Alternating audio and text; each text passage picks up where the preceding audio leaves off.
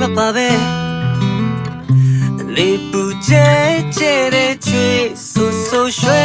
တဲ့ကြောပြေဟာဘူးလောင်တဲ့ဝါရှိရဲ့အတွက်ပဲမို့ကြိုးစားရုံကန်ရမှာပဲ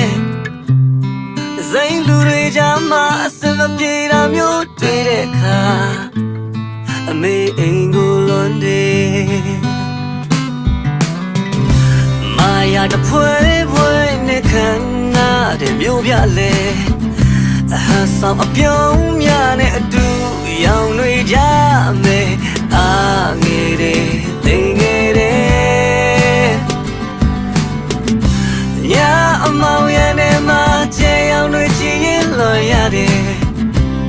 ကလေးငယ်ငယ်တယောက်လုံးအောင်ကိုချစ်စိတ်အထိန်မရတဲ့အခါအမေအိမ်ကိုလွမ်းတယ်အမေအိမ်ပြန်ချင်တယ်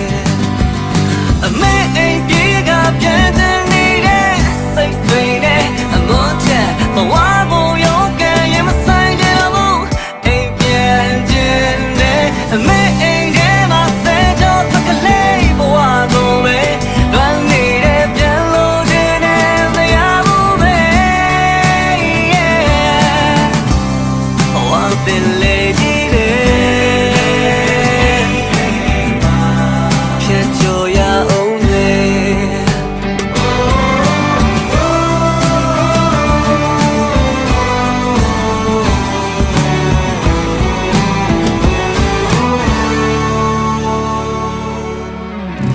အတန်တရားရထားကြီးနဲ့လောကတန်ကြောဖို့လွယ်အချို့တလဲအခါတလဲတို့ကြုံဆုံးရမယ်ဘဝဆိုတာဒီလိုပဲအဝေးတမြေရချာမှာကိုတကယ်ပင်မလွန်တဲ့ခါ